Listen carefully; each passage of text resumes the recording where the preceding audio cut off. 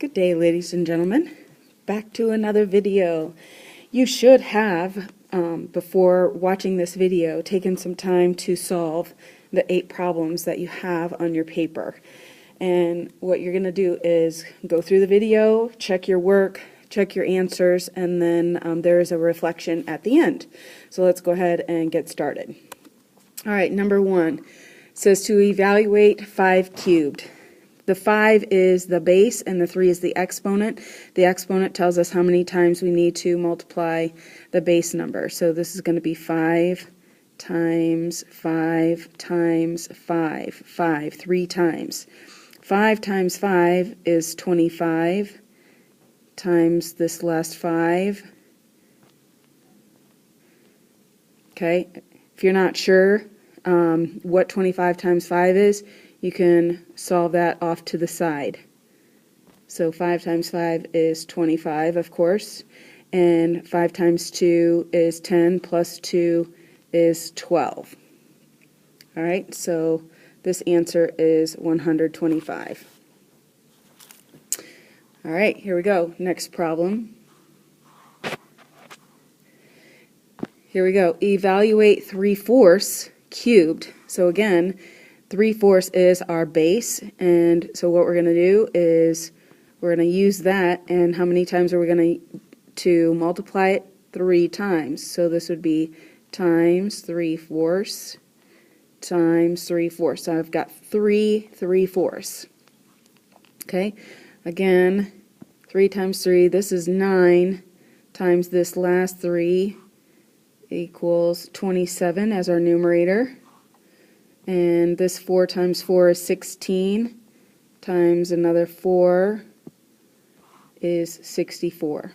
So your answer is 27 over 64. Okay, problem 3. 6 and 5/8 plus 4 and 5/6. We're adding mixed numbers, and so what you need to do is line these up vertically. So 6 and 5/8 plus 4 and 5/6. And the first thing we're going to do is get a common denominator. Okay. 6 and 8 both go into 24. And 8 times 3 is 24, so 5 times 3 is 15. And 6 times 4 is 24, and 5 times 4 is 20.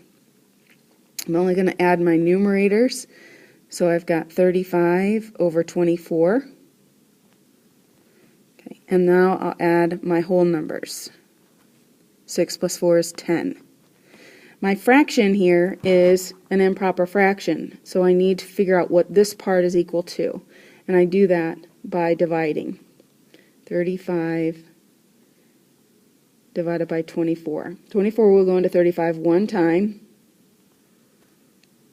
and when I subtract, I get 11. So 35 over 24 is equal to the whole number 1, and my fraction 11/24.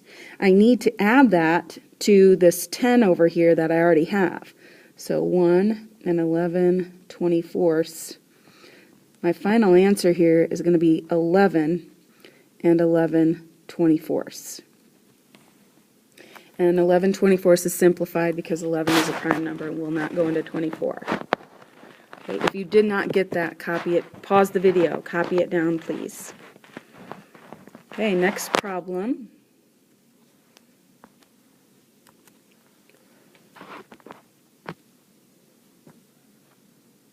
Problem 4. Here we have subtraction of a whole number and a mixed number, and we'll set that up the same way. So 10 on top minus 7 and 4/5. Okay. So above the fraction is basically 0, so there's nothing there, and I have to have some sort of fraction there before I can just subtract.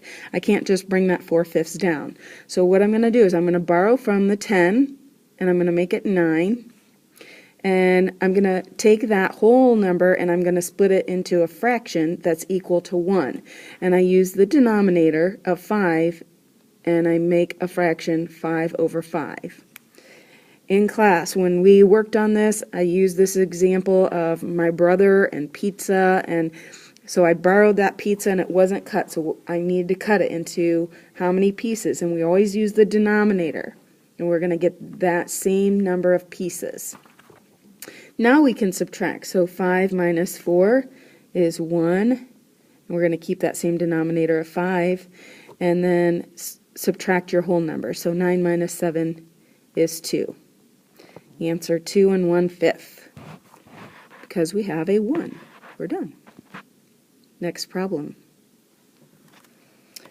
Number 5. So we've got mixed numbers again, only this time we're subtracting. So 12 1/3 minus 7 3/4. First thing we're going to do is get a common denominator of 12. Okay, and 3 times 4 is 12, so 1 times 4 is 4. We're making equivalent fractions here. 4 times 3 is 12, and so 3 times 3 is 9. I'm not going to use these old fractions anymore. I'm going to use these. Now, we cannot subtract 4 minus 9, so I have to borrow, just like in the previous problem. We're going to borrow from this 2. It's going to become a 1. That 1 I'm going to split into equal number of pieces. And again, I'm going to use the denominator, so I'm going to add that whole pizza, that whole number, to what I already have. I already had 4 12ths, and now I have 12 more 12ths. So I have a total of 16 12ths. Now I can subtract. 16 minus 9 is 7. And again, keep that same denominator. And over here, we have 11 minus 7, which is 4. 4 and 7 twelfths. 7 twelfths is simplified because we have a prime number of 7. 7 will not go into 12. There's our answer for number 5. Again, if you didn't get it, pause the video. Copy it down. Let's get this. Next problem. Oh, the long division. I know, it's your favorite. But if you use the strategies, use them, because they will help you. I promise. You got to just trust me on this. All right? So what we're going to do is set up our problem. We've got 10,962 divided by 27. And you know what I'm going to tell? I'm going to tell you to make a box above each of these numbers. Okay. And then the next thing I'm going to have you do is use this 27, and we're going to use that repeated addition over here. So 27 plus 27. That's 14 and 5. Okay, so this is 1, this is 2. I'm going to do about 3 or 4 of them, plus another 27. And that's 81. That's 3. Let's do another one. Got a little bit more room over here. This is 8, 108. So let's try that, and then if I need to make more, I can make more on the other side, but at least I have 4 choices. All right, so will 27 go into 1? No. Will it go into 10? No. How about 109? Hey, look, right here, 4 times. 4 times, and that's 108. Look at that, beautiful, right? 9 minus 8 is 1, and 1 is smaller than 27, so I'm good to go. I'm going to bring down my 6. Will 27 go into 16? No, it won't. So before I bring down the next number, I need to put a 0 up here, because that did not work. It's that sneaky 0. Don't get tricked up by it. All right, now we can bring down this 2. And I have 27 into 162. The highest I have is 108, so I'm going to have to continue on. So 108 plus 27 is 135, so that's 5.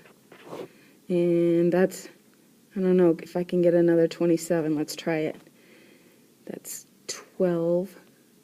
That's 6. Look at that. Beautiful. 6 times. So our answer is 406.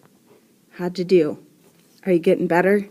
That's the goal, for you to get better every time. You got to have a positive attitude about this. All right? We can do this. Trust me in these strategies. They work. Okay? Next problem. Long division again. All right, you know the drill. What we're going to do is put 3,780 in our house and 108 over here. We're going to put boxes above so we don't get tricked up by that sneaky zero. Okay? Repeated addition over here. 108 and 108 is 216.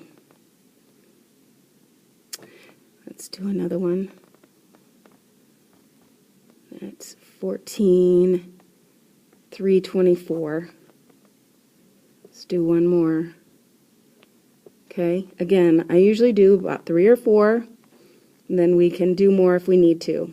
That's 12, 3, and that's 4. 432 for 4 of them. All right, will 108 go into 3? No. 37? No. 378? Well, closest we got here is this 324 for 3 times.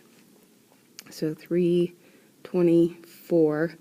When we subtract, we get 540, or excuse me, 54, which is smaller than 108. So let's do that. All right, so we're going to do one more 108 over here. And that's 10, 4, oh, beautiful. Look at that, 35. 35 is our answer. See, you can do this. I believe in you. Use these strategies. Take your time. You can do it. Okay, here we go. Next problem. Last one. Jorge, or George, whichever you want to say. I don't know how he wants his name pronounced. Walked 2.5 miles on Tuesday. He walked 5 8/10 miles on Wednesday. How many total miles did he walk? So we're going to add, but what do we need to do? Write our answer in decimal form. Whoops, that's not good. Let's go back. Forgot to press a button. Sorry about that. Decimal form. Decimal form. So we have 2.5, and that's not in decimal form. We have 5 8/10 is in decimal form. So in our classwork, we have been working on common fractions, decimals, and percents. So the common decimal for 1/2 is 0.5. But I already have this whole number. So what I'm going to do is replace this 2, or replace the 0 with a 2. So 2.5 as a decimal looks like this, 2 and 5/10, or 5/10 is equal to 1/2. And we're going to use this 5/8, and we're trying to figure out how many total miles he walked. So we're going to line up our decimals, and now we're going to add. So 5 plus 8 is 13, and 1 plus 2 plus 5 is 8. Bring our decimal straight on down. So how many total miles did he walk? 8 3/10 miles. All right. How'd you do? How'd you do? Look back. Check your work. Last thing. On the back of your paper, what I want you to do is I want you to think about, what are you feeling really good about? Are you feeling good about the long division? Are you feeling good about adding and subtracting fractions and that whole borrowing bit? Are you feeling good about long division? What is it that you're feeling really, really good about? Maybe it wasn't even something on this paper. Maybe you're feeling good about order of operations, or I guess exponents were on this paper. So what is it you're feeling really, really good about as far as our math topics are going? And then what is one thing that you need help with? And it doesn't, again, have to be from this paper. It can be anything else that we've worked on so far this year. Okay? And when you're done with this, you're going to turn in your paper, and then you can work on extra math, or you can work on iExcel. and I'll give you those numbers of IXL to work on as you turn in your paper. All right, we'll see you later. Have a good day.